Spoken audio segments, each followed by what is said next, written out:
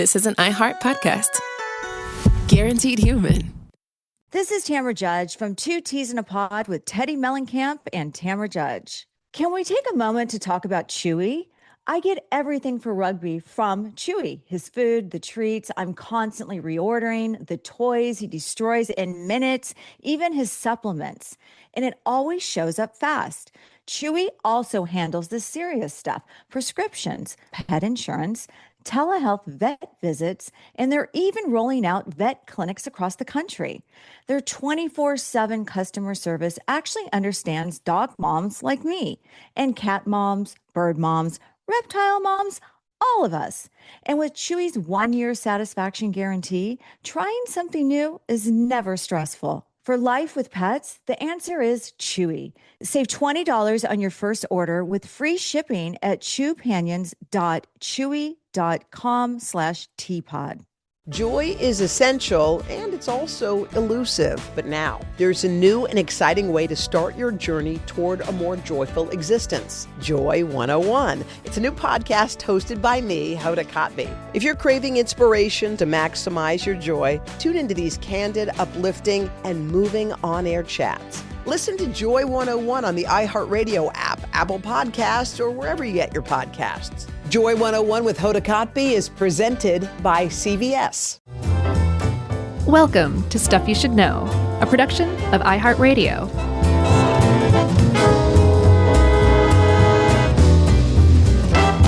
Hey, and welcome to the podcast. I'm Josh, and there's Chuck, and Jerry's even here, and this is Stuff You Should Know. Welcome, everybody. Welcome. Yet another food.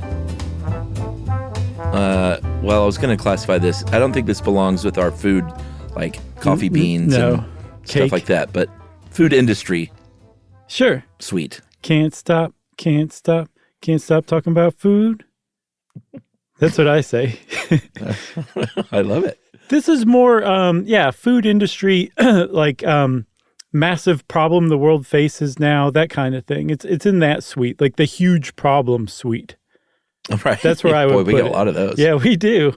And it's growing every day, unfortunately, because we haven't solved a single one, Chuck, even though we've tried. I know. We're trying. But what we're talking about today are called ultra-processed foods. And a lot of people say, you mean junk food? And yeah, it is junk food, but it's applying science and public health to the idea of what to do about junk food. Because as people look into it more and more, they find more and more evidence that it's as bad for you as you think it is, maybe even worse. But it's also painfully obvious that it's so fully entrenched in cultures around the world that it's not going anywhere. We're not going to get rid of, you can't just get rid of junk food. People survive on junk food, as we'll see. But so we have to figure out then how to balance those two things, the presence of junk food and the harm that junk food can do to your health. Yeah. And, I would even say, and I'm sure you would agree, that calling it junk food, I think a lot of people might think like, well, I don't eat Cheetos. And I hate that we're going to have to just rattle off brands like that. I love a Cheeto every now and then. Sure. Cheese puffs are the crunchy kind. Oh, no. The ones that look like little caveman clubs. They do look like that too. When I was a kid, I used to, I didn't eat many Cheetos then either, just because we didn't have enough money to buy Cheetos. We had whatever the off-brand was that came in like gigantic bags. Cho-chos. Yeah, probably. But I hate that we're going to have to name brands here and there like that as reference, but let's just say Cheetos. But people might think, oh, I don't eat Cheetos, so I'm good. That's not true, though. There are a lot of foods that you probably eat that you don't realize you may not call junk food, but if you look at the back of the package, you're like, oh, wait a minute, there's like 14 ingredients and 2 of them sound like food. Yeah, and that's a really good indicator that what you're eating is ultra-processed food. And that term, ultra-processed food, you may have heard before, but it's a relatively recent development. Yeah. I think it was 2010 when a Brazilian epidemiologist named Carlos Monteiro came up with it as part of like a 4-point food group. It was pretty obvious, but sure. It was, but what he did was not obvious. It was actually pretty revolutionary because at the time in Brazil in 2010, and still today in the United States and plenty of other countries, there was a focus on the food groups as we know them, like grains and cereals, fruits and vegetables, fish, the classics. meat, dairy, that kind of stuff, right? We still talk about that here today in the United States. So what this guy said was like, that is so ridiculously confusing, and it's such a problem to keep up with that I'm going to basically take it upon myself to reclassify food into easier to understand stuff. And that's where he came up with ultra-processed food. But he actually came up with it from an observation, Chuck, that was kind of like a mystery at first. It sounds like a setup to me. Take it, Chuck. Just so people know, we don't write down, set Chuck up for the next bit. No.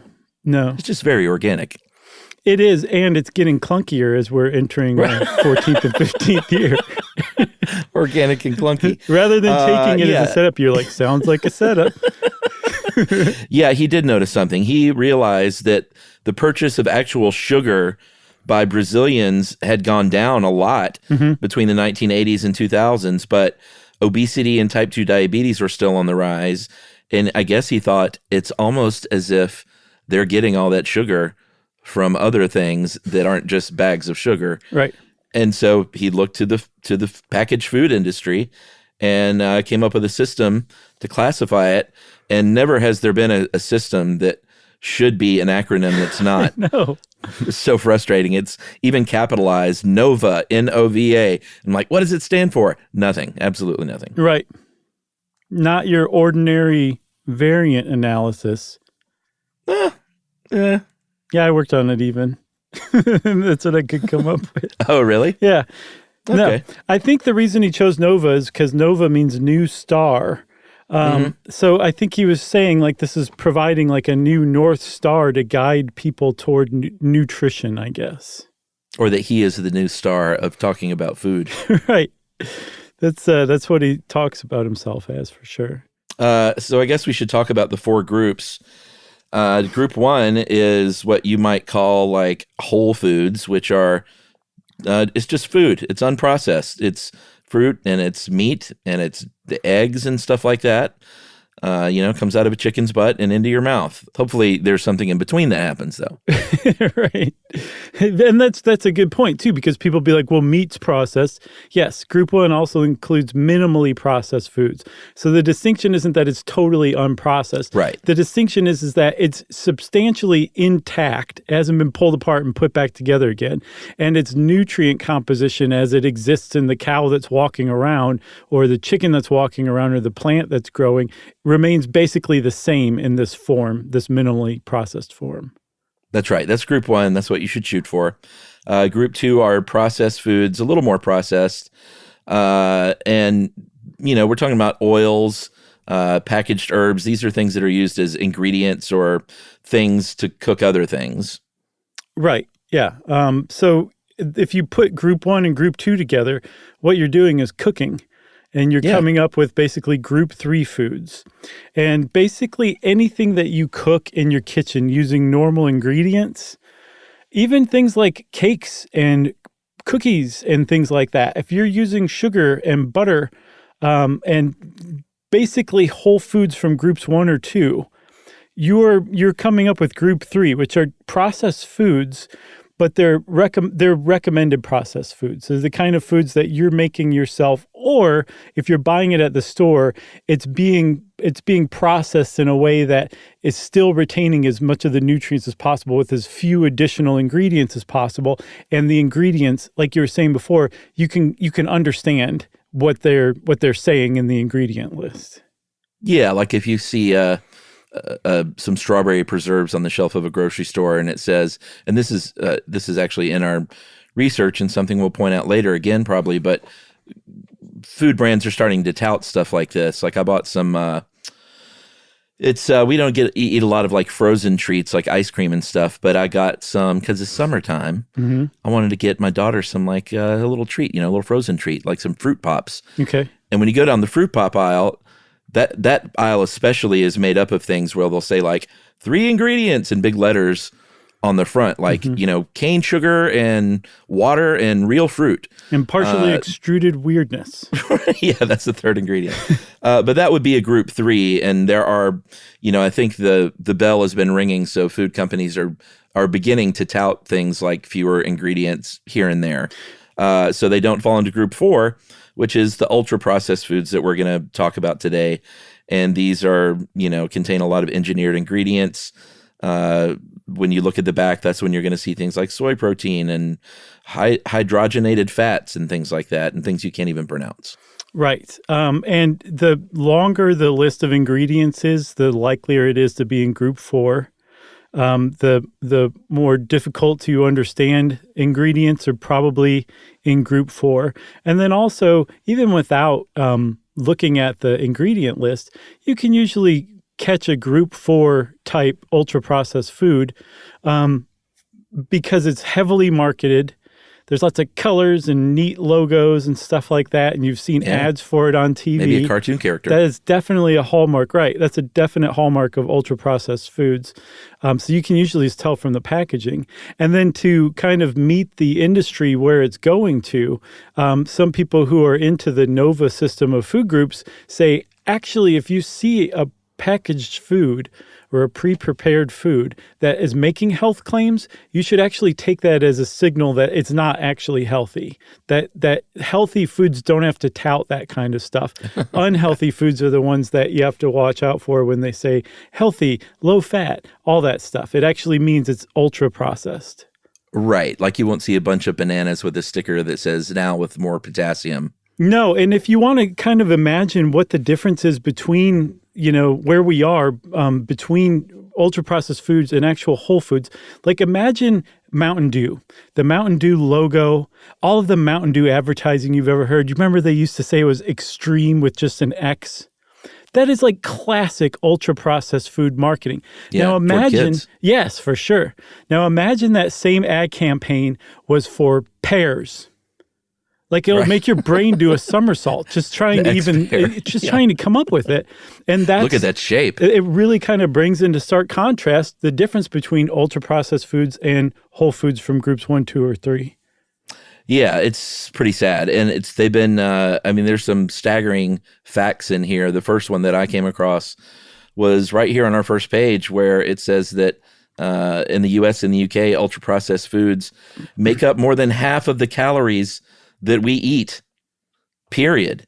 And they are on the rise. They've shown that the percentage of adults, U.S. adults, diets that consist of UPFs or ultra processed foods went from 53.5 to 57, and that's from, let's say, 2002 to 2017, which is a long time, but a 4 percentage point rise in like a total caloric intake is substantial. Yeah. And that means that since it was at 53.5% already, American adults have gotten at least half of their calories for more than 20 years, at least half of their calories from junk food for more than 2 decades. And that's just the adults. Like if you look into studies of ultra-processed foods, by far the largest consumers of them are younger kids, in particular younger boys. So if adults are getting that much, it just makes you wonder how much kids are getting.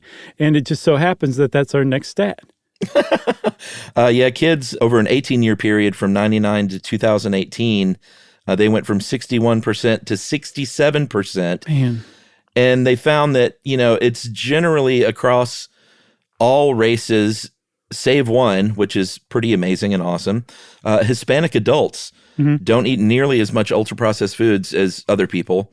And they've also found that it's basically across income demographics, although lower income people with lower incomes do eat more UPFs. But it has been rising across almost all demographics. Yeah, and globally too. Like the U.S. has long been feeding our kids and eating ourselves the ultra-processed foods. But it's long been kind of a hallmark of a wealthier country, ironically, because ultra-processed foods are so cheap compared to whole foods. But in other countries, as they've started to develop more and more economically, their intake of ultra-processed foods has increased in step too. So you see ultra-processed foods making up a larger and larger share of the caloric intake of all people around the world. It's becoming a new kind of diet that wherever you go in the world, you're going to be able to find basically the same food, and it's wrapped in extreme packaging and contains something that was extruded and dusted with something that used to be cheese. All right. That's a great setup. Let's take a break and we'll talk a little bit about where, or at least what some people consider the Big Bang of UPFs started right after this.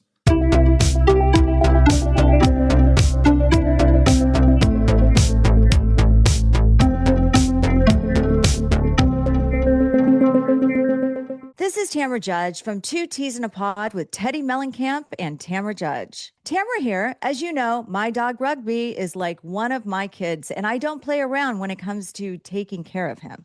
Chewy is where I get everything he needs. He loves food, so always stocking up on treats and toys from Chewy, which my husband Eddie likes to buy for him. It always shows up fast, which is exactly how I like things. Chewy also handles the serious stuff, prescriptions, pet insurance, and the telehealth vet visits. And now they're opening up vet clinics across the country. And their 24/7 customer service, they just understand pet people.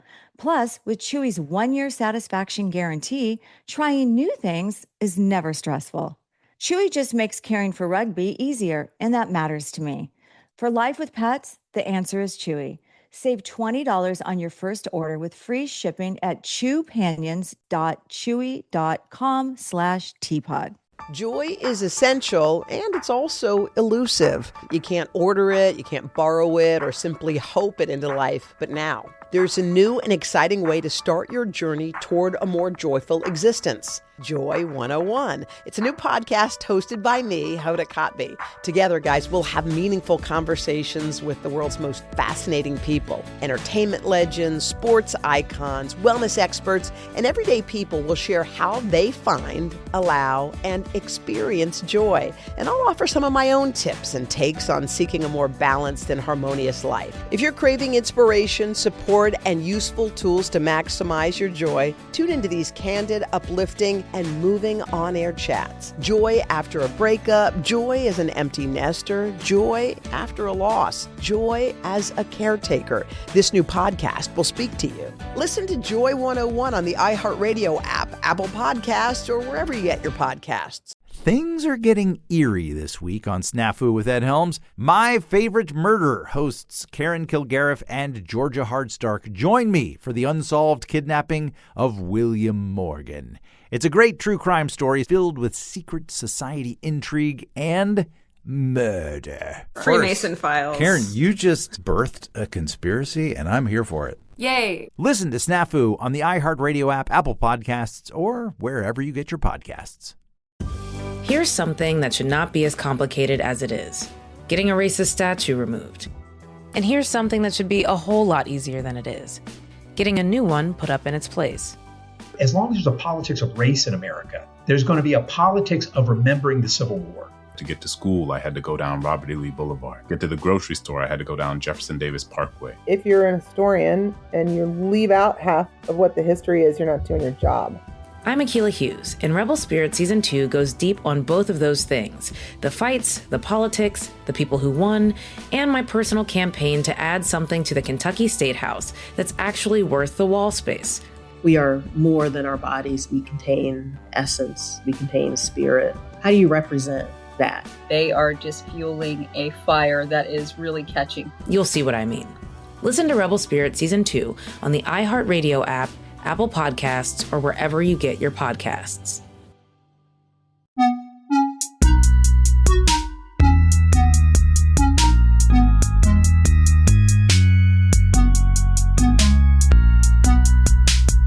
By the way, Chuck, extrusion, I was like, I think I know what that is. I just want to make sure. You remember the Play-Doh Fun Factory? It Sure. had like that thing that you put the Play-Doh in one end and then you pulled the lever and it squeezed out in like a star shape or a moon shape. The extruder. That's extrusion, yes. But they never called it the extruder in my day. They called it the Fun Factory. Right.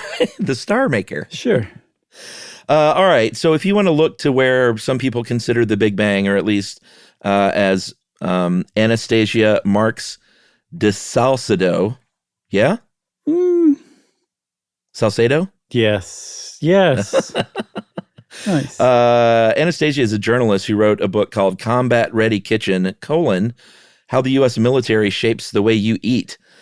And lays claim to the fact that World War II is known, at least to this journalist, as the Big Bang of ultra-processed foods and that revolution. We should point out, this is nothing new. Canning, I realize, comes from a competition that was used or held to help feed Napoleon's army. Mm-hmm. So there's been a long history of food R&D when it comes to feeding lots and lots of soldiers on the battlefield in a way that makes sense, because, you obviously have to have food that's not going to spoil, stuff that's light and that travels. And what it kind of comes down to is getting rid of as much water as you can from food. Right, because that prevents spoilage. It's, like you said, makes it lighter, so it's easier to ship and move around. But it still should retain mostly the same nutrient density, which is what you're really after. And that's a huge thing that kind of came out of World War II, I believe, which was drying food, learning to dry not just food, but also coffee. And apparently all of that drying process came out of a way to dry and store plasma for later use. And they said, you know what would also go through this process really well? Coffee. That was it. Pretty amazing. Yeah. There's that is just one tiny little fact. I think the one that really got me was something like the McRib was actually born out of this same military research into something called, and this is an album title if I've ever heard one, Fabricated Modules of Meat. That's a Diarrhea Planet album. Oh, man. They're not together anymore. We heard from people. I think I knew they weren't together, but they'll always be together in my heart. And this is very interesting, too. What they've started doing was found out a way to remove, or what to end up with, something called intermediate moisture foods. Yeah, that's huge. So if you think of like a chewy granola bar, that thing is chewy. It's not super dry, but it's not super wet. And the Power Bar is something that was born directly from World War II. Mm-hmm. There was something called a Logan Bar that was packed in the soldiers' kits as a meal replacement, but it was designed purposefully to not taste very good. So the soldiers wouldn't just like dive in after it. It's sort of like a last resort thing. Yeah. And therein lies the Power Bar. So if you're ever like, these things taste terrible, you can thank the U.S. Army for deliberately making them taste terrible so that you don't want to eat them like they're Kudos. Remember Kudos? Oh, yeah. I loved a Kudo. They were great. They were like a cross between a candy bar and a granola bar, and they somehow were greater than the sum of all its parts. And those were the kind of things that you're like, oh, I like this. I think I'll have the rest of the box. And that's another hallmark of ultra-processed foods, as we'll see. I think, though, we can now not avoid it any longer. We need to talk about processed cheese and cheese dust. Yeah. What the Army ended up calling jungle cheese, because they developed a new way to make cheese. The people had been making cheese for millennia, and it was great, but it didn't travel well. And so the Army, or I guess, the military industrial complex, said, let's find a way to make better cheese that can travel, and they did it. They did. So one of the huge challenges was as you dry out cheese, if you don't do it right, the oil separates out of the cheese. It becomes sweaty, and the cheese you have left with is oilless and dry and not good at all. So somebody figured out, there was an actual guy, George Sanders, who was a USDA dairy scientist. In 1943, he figured out that if you dry the cheese at really low temperatures, the protein actually encapsulates the lipids, the fats, and locks them in place. So then after that, you can pulverize it and dry it even further, and the fat will stay locked into it. And then you can take that and you can either turn it into powder, or you can reconstitute it into whatever shape you want. Specifically, sliced cheese, which is those yellow squares of cheese. That's what happens to them. Yeah, but when it came to the powder, like if you've ever made that still delicious Kraft mac and cheese, and not the kind with the packets, real squeezy cheese. Yeah, I'm talking that yellow orange powder. and you dump it in there with a little butter, maybe a little heavy cream if you really want to treat yourself. Sure. And you wonder, what the heck is this?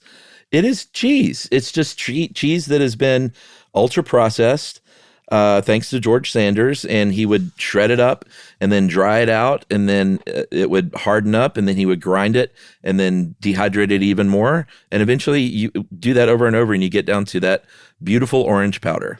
Yeah. What's confusing is there seems to be a discrepancy between who first invented cheese powder. Was it George Saunders in 1943? If so, then how did Kraft come out with their macaroni and cheese, or Kraft Dinner if you're in Canada, back in 1937 with powdered cheese? So it's weird. There's a weird misunderstanding around who created cheese powder, but it does seem to have come about in either the late 1930s, early 1940s, possibly through military research. But it was 1948 that we got our first cheese dust snack. Yeah. When the Frito company, I guess, was it a Cheeto, or was it like Cheeto. A cheesy Frito? My friend, it was a Cheeto. It was a Cheeto? Okay. Or a Cho-Cho, as what you grew up with. I worked with a director years ago, Tom Schiller, who was the, you remember the black and white SNL shorts from the Belushi days? Yeah, he was like Al Franken's writing partner, I think. Yeah, I was like Schiller's kind of head PA when he came to town. He would request me because we were buddies. Awesome.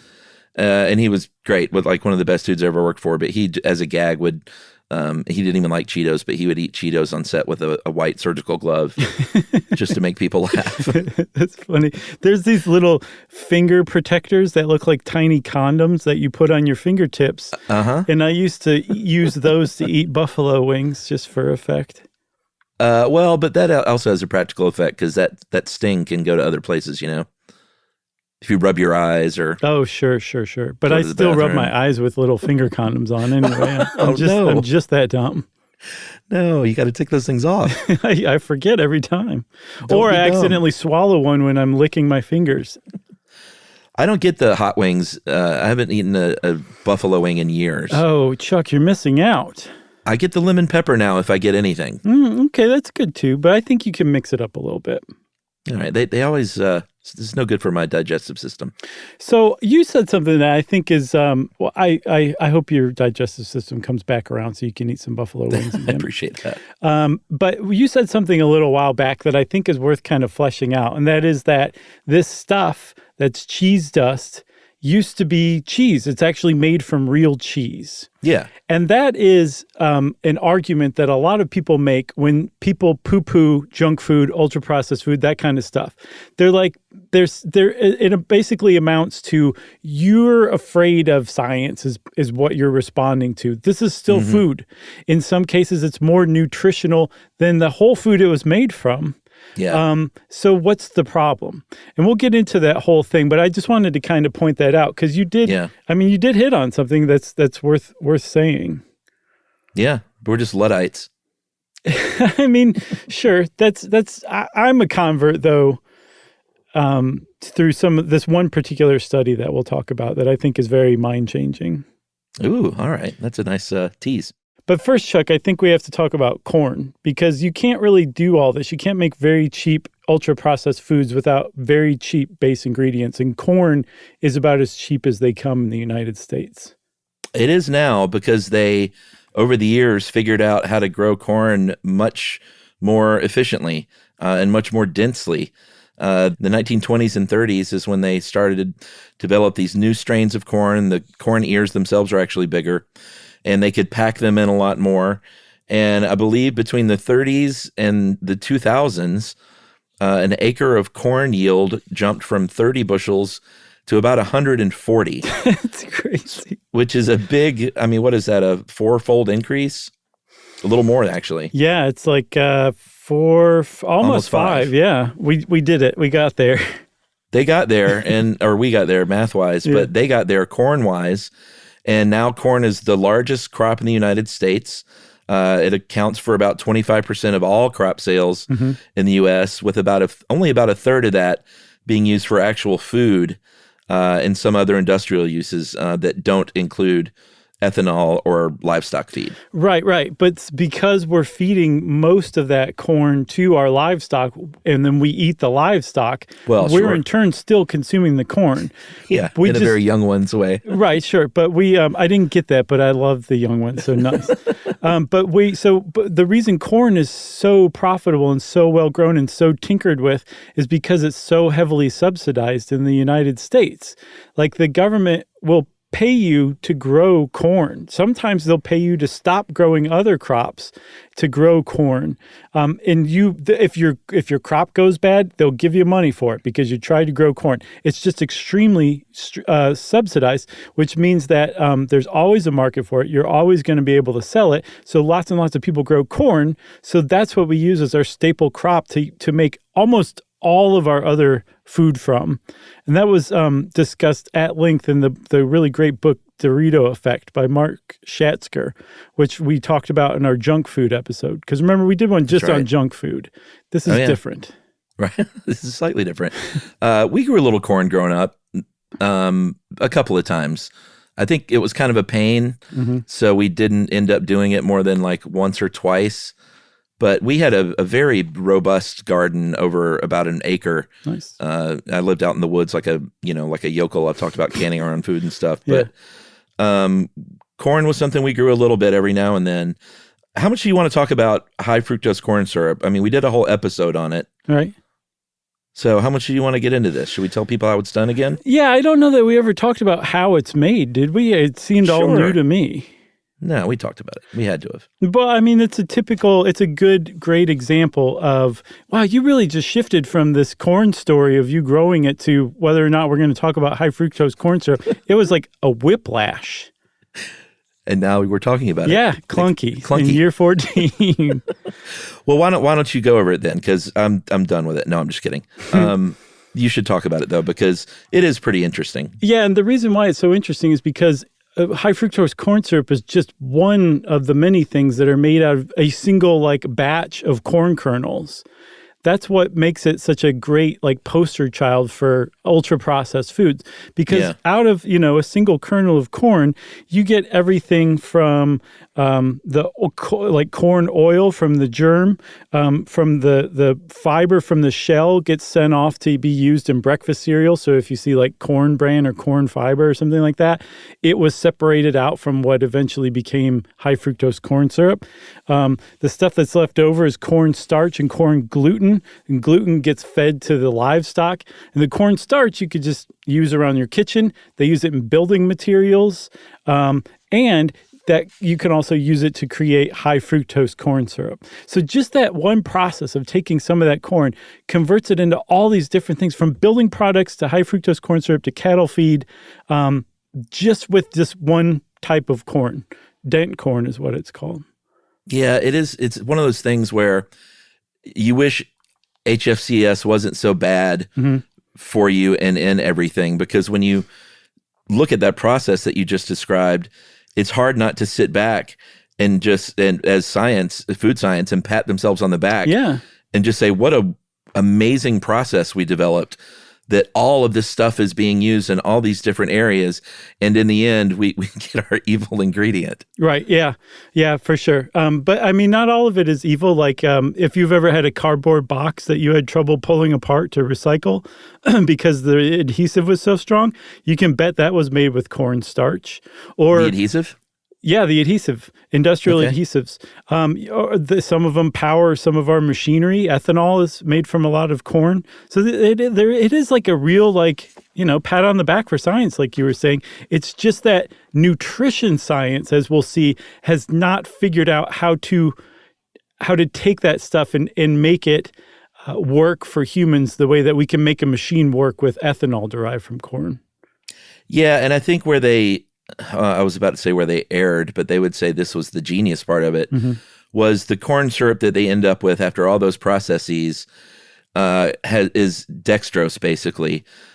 And if they would have stopped there, it might not have been so bad, but they went, dextrose just isn't as sweet as we need it to be. It doesn't taste like that sweet, sweet sucrose. So let's make it sweeter. Let's process it more and add an enzyme to it, and some pressure and some temperature, and bada bing, bada boom, will turn it into fructose. And that's sort of that final step of the process is really where it nutritionally went wrong, I think. Well, yeah, because don't forget to add the hydrochloric acid to turn it into fructose too, you know? Yeah, well, I mean, that's kind of one of the first steps, right? Or is that toward the end? That's where you, when you add like pressure and heat and everything, I believe that's where it converts it. So, yeah, I mean, like, it's the epitome of what people call like frankenfood. And it's really, really easy to tee off on if you're a whole food proponent. And there are a lot of whole food proponents. They got a ton of traction, especially in like the early 2000s, early 2010s, thanks in large part to Michael Pollan's Omnivore's Dilemma, which came out in 2007 and basically introduced everybody to the concept that like we're eating all wrong, essentially. I want to point out that was your second Al Franken reference. Tom Schiller's writing partner, and then Frankenfood. That was not an Al Franken reference? Oh, was it? No. Although now I'm picturing him like eating like Lucky Charms, and a couple are just like falling out of his mouth onto his shirt. I have a joke there, but I can't tell it. So, the Omnivore's Dilemma. There were a few other books that followed from Michael Pollan. In Defense of Food, very big book, and then Food Rules, and one called Cooked, about 8 or 9 years ago. And if you've ever been anywhere and seen this slogan on a wall, on a poster, eat food, not too much, mostly plants, that comes from Michael Pollan. And that has become a bit of a rallying cry for the Eat Better Whole Foods movement. Eat food, like, food, and don't eat too much of it, and try to mostly eat plants. And if you literally do that, then you're probably going to have a pretty good diet. Yeah, and they have some other, like, rules of thumb, too, like don't eat food that your great-grandmother wouldn't recognize as food, which means you could still eat Oreos because they've been around since the 19th century. Hooray. Also, I think we've talked about how grocery stores are laid out before, at least in a video, if not an episode, and how if you hug the outside perimeter, you're going to get the whole foods. It's the middle aisles that the processed foods take up. That's another good one. We just talked about that.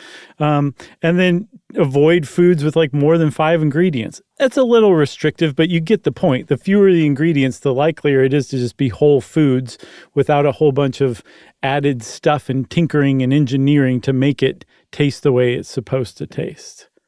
Yeah, and there's also, we should talk just for a second about the other thing wrapped up in this, which is food culture. Pollan and, is it Monteiro? Is that what we're saying? Yeah, or Montero. Montero? Mm-hmm.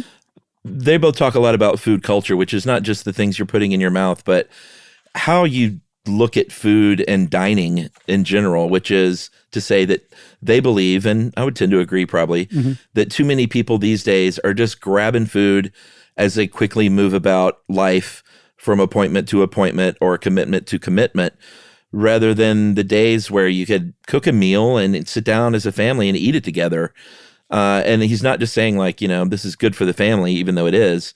They're just talking about just societal and cultural,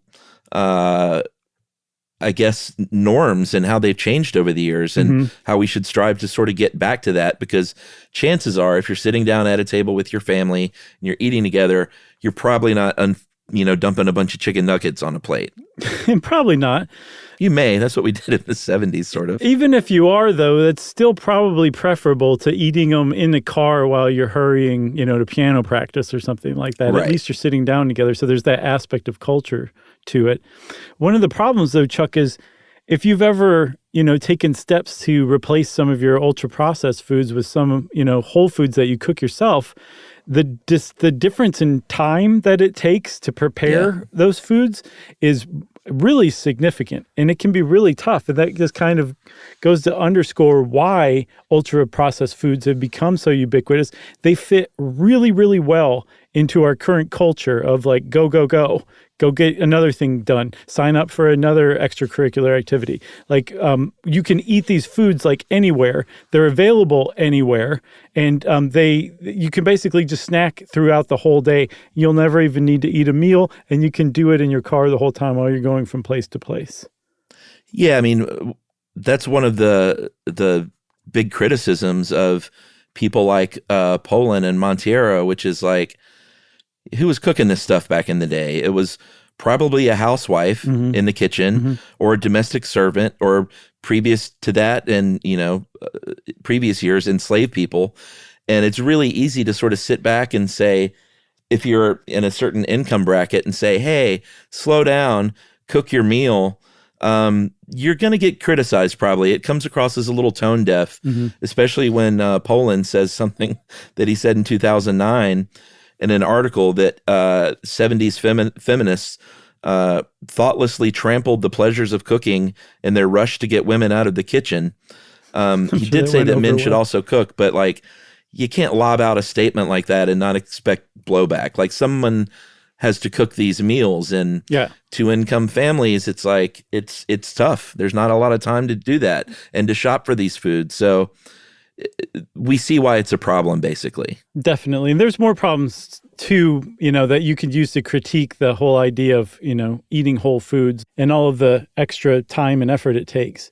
But I say we take a break, and then we come back and we talk about the health benefits or problems of UPFs. Let's do it. Okay.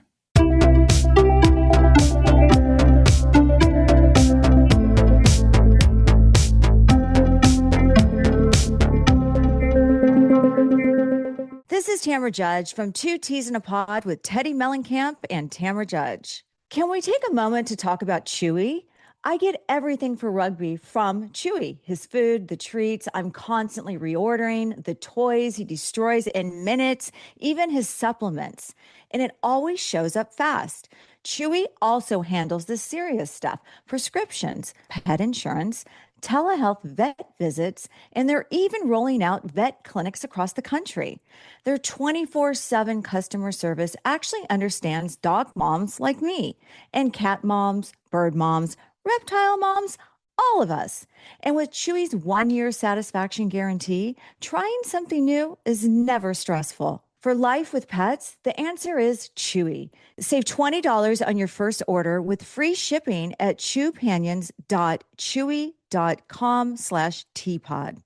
Joy is essential, and it's also elusive. You can't order it, you can't borrow it, or simply hope it into life. But now, there's a new and exciting way to start your journey toward a more joyful existence. Joy 101. It's a new podcast hosted by me, Hoda Kotb. Together, guys, we'll have meaningful conversations with the world's most fascinating people. Entertainment legends, sports icons, wellness experts, and everyday people will share how they find, allow, and experience joy. And I'll offer some of my own tips and takes on seeking a more balanced and harmonious life. If you're craving inspiration, support, and useful tools to maximize your joy, tune into these candid, uplifting, and moving on-air chats. Joy after a breakup, joy as an empty nester, joy after a loss, joy as a caretaker. This new podcast will speak to you. Listen to Joy 101 on the iHeartRadio app, Apple Podcasts, or wherever you get your podcasts. Things are getting eerie this week on Snafu with Ed Helms. My Favorite Murder hosts Karen Kilgariff and Georgia Hardstark join me for the unsolved kidnapping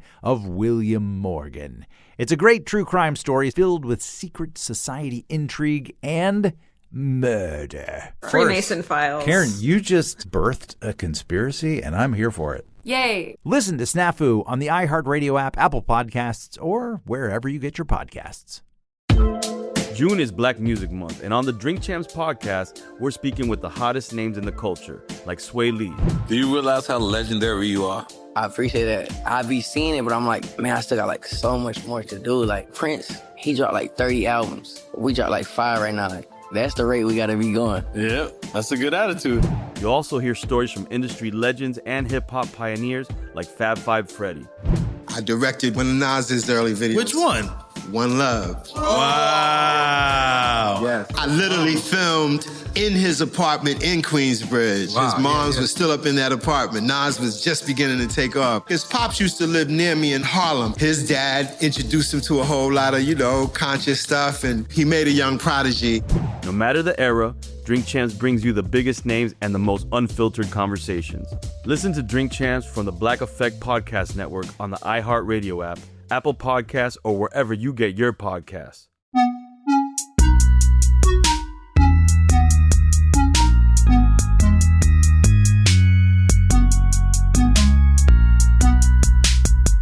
Okay, Chuck. So there's one thing that a lot of people say is like there's some foods out there that are more nutritious for you in their ultra processed form than they would be if you made it yourself. The problem seems to be this, that there's become a focus on nutrients, like the whole fat-free thing back in like the 80s and early 90s, the low-carb thing. Like we focus on nutrients, and food has become not food anymore in its ultra-processed form. It's become, I saw it described as a delivery system for nutrients. We're just obsessed with nutrients. That's what you see touted on the packages of ultra-processed food that you're supposed to kind of take as a warning signal to stay away from. The problem is that it's becoming more and more apparent that we can engineer food all we want, but we don't understand the dynamic of how nutrients within a food interact with one another to faithfully recreate them. And so the food that we're creating is substantially less healthy than the whole food versions of it. The way that Montero puts it is that ultra-processed foods are intrinsically unhealthy. Even if you don't compare them to anything else, if you eat ultra-processed foods, you're going to suffer greater health problems than you would if you didn't eat or ate less amounts of ultra-processed foods. And that is the entire problem with ultra-processed foods right now. Well, and that goes lockstep with the fact that they are engineered to be, I guess he calls it hyper-palatable formations. Mm-hmm. They're sold in large servings, and they're easy to eat a lot of, and they're made to be easy to eat a lot of. They've actually looked at like the structure of some of these processed foods. They make it harder to feel satisfied. Like you literally chemically aren't achieving satiation as quickly with these foods, so you're going to eat more of them. Mm-hmm. That's why somebody can sit down and eat a sleeve of Pringles with the TV on without really thinking about it. Or those intermediate moisture foods that are chewy and stay chewy for 5 years on the shelf. They found that with ultra-processed foods, you typically chew less. And one of the ways that we become satiated, one of the ways that our body knows that it's full is, I guess it counts the number of times that we chew. And just because we're chewing less and we're eating more, that in and of itself makes ultra-processed foods less healthy than whole foods. But critics of the anti-ultra-processed food camp, even proponents of ultra-processed foods say, okay, that's a problem, and that's something that can be designed out. If you put nutrient against nutrient, if you put fiber against fiber, calorie against calorie, vitamin D against vitamin D, in whole foods and ultra-processed foods, they're basically the same thing. People might eat too many ultra-processed foods. Maybe you don't chew as much, but still, if we changed that, they would be the same. And that was the big critique on Montero and ultra-processed foods in general for almost 10 years until a really, really important study came out in 2019 out of what was the National Institute of Diabetes and Digestive and Kidney Diseases in Maryland. So this guy, it was a study led by Kevin Hall, Chuck, and it's considered the gold standard of nutritional studies. It was a randomized controlled trial with just 20 participants, but it was so well designed that there's basically no critics of its methodology or findings. It's just roundly touted as finally evidence that ultra-processed foods are, like Montero said, intrinsically unhealthy. Yeah, and we should point out they did this study with just the 20 people because before this, everything you would ever read about UPFs were correlative studies and meta-analyses among huge populations. Mm-hmm. So Kevin Hall actually dug in on a smaller level. And like you said, 20 people spent 2 weeks and they were eating either almost all ultra-processed foods or almost all unprocessed foods. Mm-hmm. But the key here, like you were talking about, is they matched these diets. Calorically, they matched it. Their protein, their fiber, their fats and sugars. They tried to match them so they were basically equal. And then they said, all right, 20 people, you 10 go and eat however much you want, and you 10 go eat however much you want. And then they rated those diets in the end. This was, of course, subjective, but they rated them as equally as good tasting. Mm-hmm. But the ultra-processed food people ate 500 extra calories per day.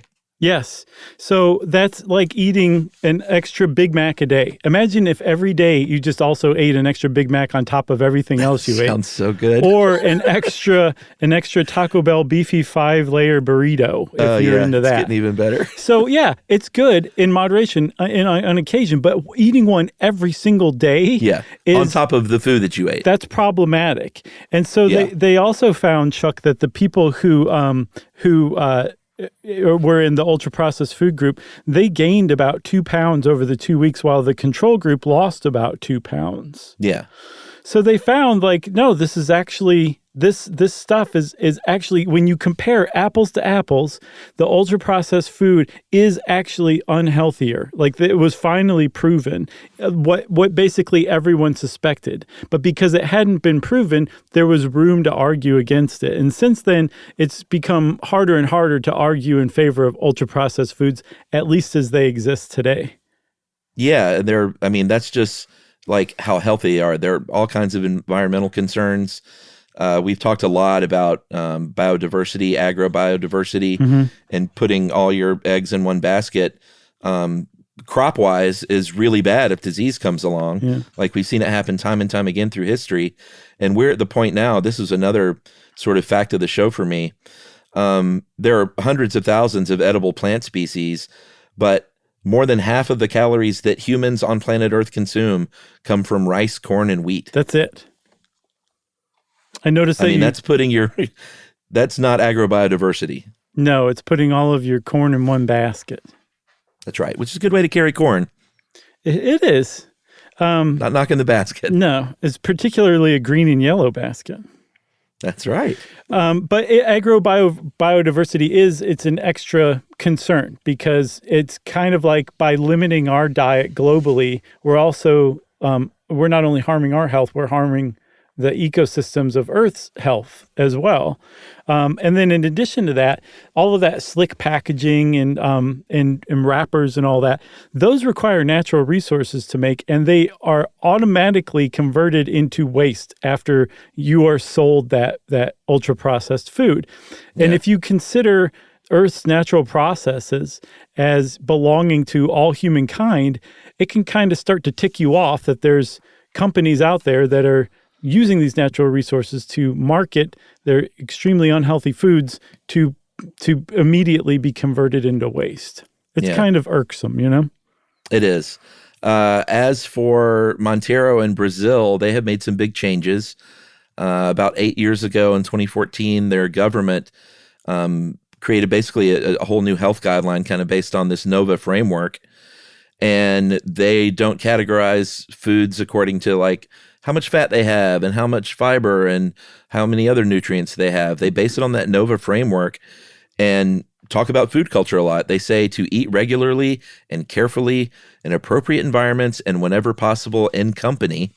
Like, you know, you've got people with you. Mm-hmm. And some other countries have followed suit over there. Peru, Uruguay, Ecuador.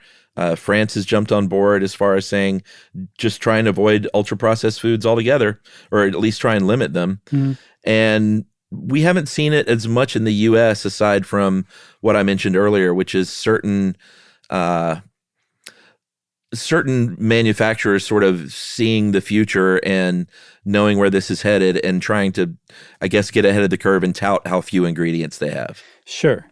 One of the problems is in the U.S., so Brazil said, like, this is our new thing. These are our food groups, Monteiro's NOVA system. That's what we do. In the U.S., we're still doing that food pyramid kind of thing. And the USDA, from what I can tell, has no official position on ultra-processed foods or how much we should eat or not eat. And, they will at some point. Well, apparently back in the 70s, George McGovern from either South or North Dakota tried to get the government to issue guidelines saying, like, you should eat less red meat and dairy, I think, because there were studies coming out that were saying it was bad for you. And he got ousted from office in the next election because of that by the Cattle Association. And it kicked off a long trend to where food producers lobby the government to not take official positions against something. Instead, they might target, you know, nutrients, macromolecules, things like that, like eat less fat, not don't eat so much red meat. And that kind of has the United States in a quagmire right now, where our scientists are fully aware of like the health risks of eating certain kinds of food over others, and yet the government is standing mute as far as advising citizens what to do or not do, which means that marketers can fill in that vacuum and argue, no, it's fine, just eat this, it's good. Yeah, I mean, I think people like us who do this kind of research, and I would argue like a lot of our listeners are genuinely curious people who see a headline about a nutritional study and they will click on that and read that. But the majority of people don't. And they, they may look to official guide, like health eating guidelines of the USDA, right, and not say, oh, look at this article I saw on this website that clearly says to avoid this, or that, to avoid red meat or something like that, where like the lobby can't touch that. Right. But also there's other ways that the government can directly influence your diet. It can say, okay, it's actually really bad to eat as much corn as we're eating in all these different ways. We're going to subsidize soy. Apparently soy is not subsidized almost at all. So maybe they'll start subsidizing soy over corn, and that will make the food producers start using more soy rather than more corn, and then people will start eating soy, which may or may not be healthier. So the government can make these kind of macro decisions that affect people's diets even more than just issuing guidelines too. Yeah, and some people say, just stick your nose out of it and I'll do what I want. Yes, which is totally fair. It's completely fair. But if from a public health standpoint, when you look at, meta-analysis that says the higher amount of ultra-processed foods you eat, the higher your risk of death, cardiovascular disease, type 2 diabetes, et cetera, it's a problem. It's alarming, especially if you're seeing it developing earlier and earlier in younger kids who are being raised on ultra-processed foods. And as they grow into adults, are going to have no idea how to cook or what foods to eat, and won't be able to pass that on to their kids. We're looking at a transitional generation right now, and it's not a transition in any kind of positive way. Right. And to be clear, we're not arguing for some nanny state where the government like outlaws ultra-processed foods. We're talking about issuing fair and honest guidelines that people can still thumb their nose at if they want to. Right. And plus also, this is not a hit job against ultra-processed foods. There's a lot of people who say, again, like we've come a really far way in fortifying foods through processing to cure certain diseases that used to happen, to prevent birth defects by adding folate to breakfast cereals. It's not processing itself. We don't quite know how to do it yet, or we're adding too much sugar. We're adding too many trans fats, and we need to go in and tinker with the tastes and the flavors and also the nutrient composition. And then we'll have everybody eating ultra-processed food that actually is good for you. Whether we're able to do that anytime soon that remains to be seen. Yeah, there's a journalist named David H. Friedman who in 2013 in The Atlantic said, there are too many people and we literally can't feed the world on this delicious whole food that's affordable. So maybe the onus is on some of these companies to mess with their recipes a little bit. Mm-hmm. Maybe we should look to McDonald's to tweak their recipes just a little bit, not to where it tastes like some drastically, not to push health food necessarily, but there are things you can do. They pointed out that the smell of vanilla can mask, if you reduce sugar content, it can mask that and trick you into thinking that it's still just as sweet. Or there are plant-derived compounds that can replicate the effects of fat on the tongue. And basically you experience that satiation that allows you to stop eating. And he's saying, like, we can do this. We can make our ultra-processed foods a little better, at least. Yeah, and other people argue, like, just because a food is ultra-processed doesn't necessarily mean it's harmful to you. There was a 2022 meta-analysis in the American Journal of Epidemiology found the highest consumption of ultra-processed foods was associated with the highest risk of death, but the highest consumption of breakfast cereal was associated with a much lower risk of death. So that kind of says like, okay, just because it's ultra-processed food does not make it inherently bad.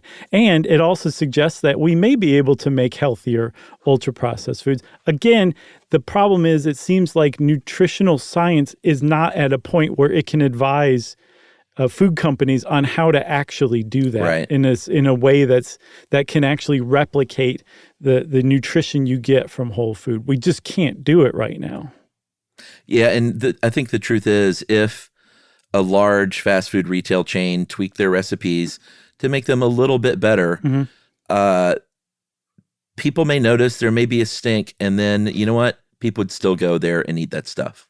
Yeah, like Burger King has Impossible Burgers, and I thought those were going to last about 5 days, and they've been on the menu for years. So obviously some people are eating them, which, by the way, that is about as ultra-processed a food as you can find.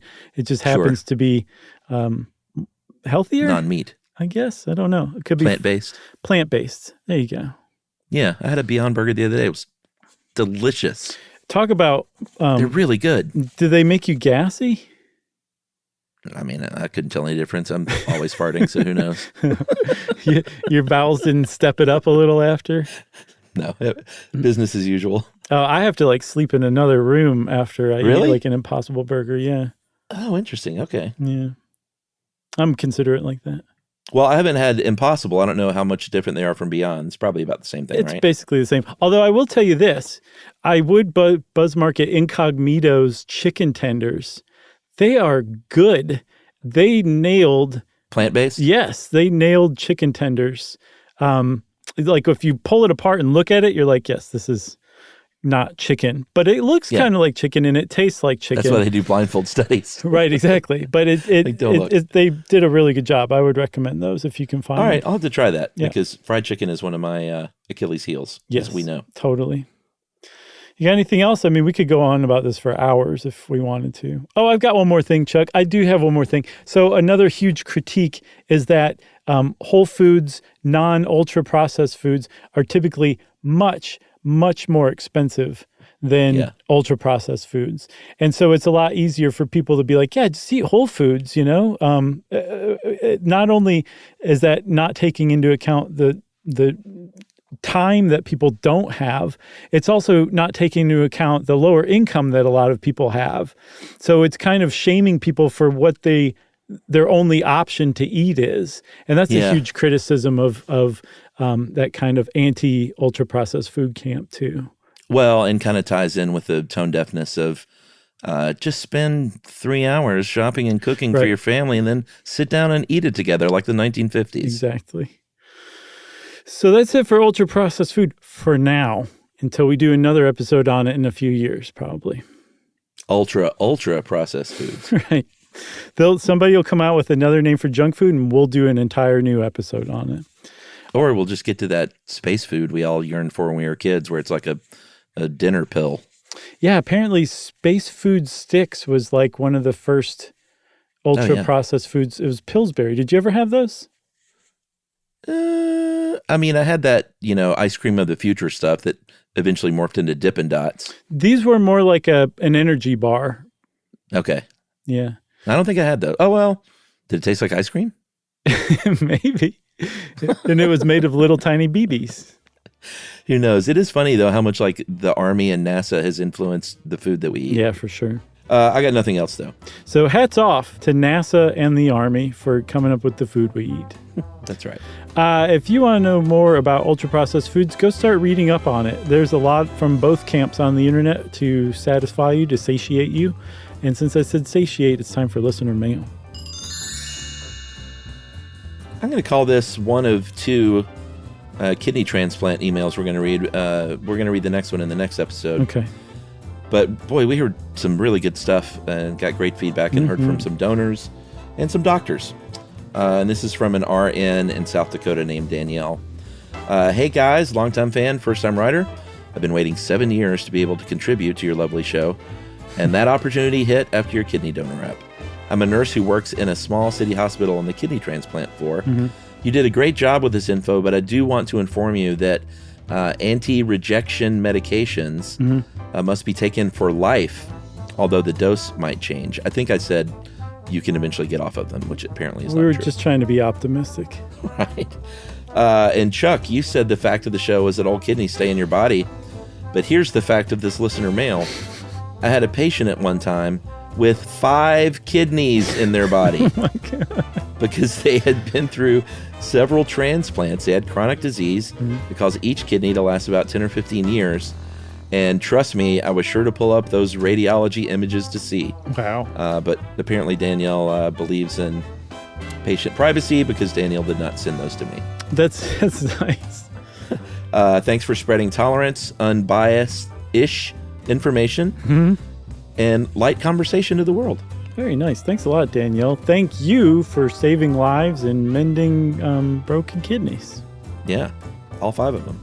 If you want to be like Danielle and get in touch with us, we'd love to hear from you. You can send us an email to stuffpodcast@iheartradio.com. Stuff You Should Know is a production of iHeartRadio.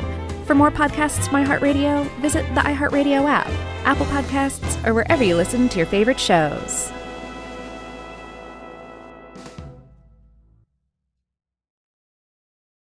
This is Tamara Judge from Two Teas in a Pod with Teddy Mellencamp and Tamara Judge. Tamara here. As you know, my dog Rugby is like one of my kids, and I don't play around when it comes to taking care of him. Chewy is where I get everything he needs. He loves food, so always stocking up on treats and toys from Chewy, which my husband Eddie likes to buy for him. It always shows up fast, which is exactly how I like things. Chewy also handles the serious stuff, prescriptions, pet insurance, and the telehealth vet visits. And now they're opening up vet clinics across the country. And their 24/7 customer service, they just understand pet people. Plus, with Chewy's 1-year satisfaction guarantee, trying new things is never stressful. Chewy just makes caring for Rugby easier, and that matters to me. For life with pets, the answer is Chewy. Save $20 on your first order with free shipping at chewpanions.chewy.com/teapot. Joy is essential and it's also elusive. But now there's a new and exciting way to start your journey toward a more joyful existence. Joy 101. It's a new podcast hosted by me, Hoda Kotb. If you're craving inspiration to maximize your joy, tune into these candid, uplifting, and moving on-air chats. Listen to Joy 101 on the iHeartRadio app, Apple Podcasts, or wherever you get your podcasts. Joy 101 with Hoda Kotb is presented by CVS. This is an iHeart podcast. Guaranteed Human.